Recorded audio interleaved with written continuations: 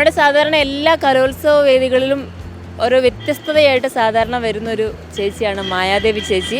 Lottery വിൽപ്പനക്കാരിയാണ്. ഇത്തവണ പുതിയൊരു തീമിലാണ്, കഴിഞ്ഞ വർഷം ജോക്കർ തീമിലാണ് കലോത്സവ വേദിയിലെത്തിയത്. ഇത്തവണ ഡ്രഗ്സിനെതിരെ കുട്ടികൾക്കൊരു പ്രചോദനമാകട്ടെ എന്ന് വിചാരിച്ചിട്ടാണ്.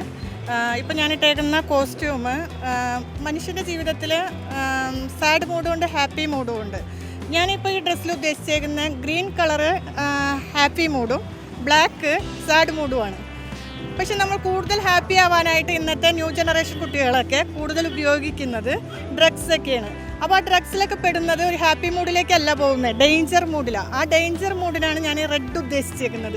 ഞാൻ ഇങ്ങനത്തെ വേഷത്തിലൊക്കെ വരുമ്പോൾ ന്യൂജൻ കുട്ടികൾക്ക് ഭയങ്കര താല്പര്യമാണ്. അപ്പോൾ കുറേ കുട്ടികളൊക്കെ സെൽഫിയൊക്കെ എടുക്കാനായിട്ട് വരാറുണ്ട്. അപ്പോൾ അവർക്ക് സന്തോഷം കിട്ടാനായിട്ട് ഞാൻ ഇടയ്ക്ക് കുസൃതി ചോദ്യങ്ങൾ ചോദിക്കും, GK ചോദിക്കും. ഇതൊന്നും അല്ലാന്നുണ്ടെങ്കിൽ കൂട്ടത്തിൽ വന്ന ഏതെങ്കിലും ഒരു കുട്ടിയുടെ ബർത്ത്ഡേ ഉണ്ടെന്നുണ്ടെങ്കിൽ ആ കുട്ടിക്ക് നല്ല അടിപൊളി ബിരിയാണി കൊടുക്കും. ഇനി ബിരിയാണി കഴിക്കില്ല എന്നെങ്ങാനും പറഞ്ഞാൽ നെയ്പായസം കൊടുക്കും. ഇതൊന്നും വേണ്ട, ഫുഡ് പോയ്സൺ ആവുന്ന പേടിക്കണമെന്നുണ്ടെങ്കിൽ സന്തോഷത്തിൻ്റെ താക്കോൽ.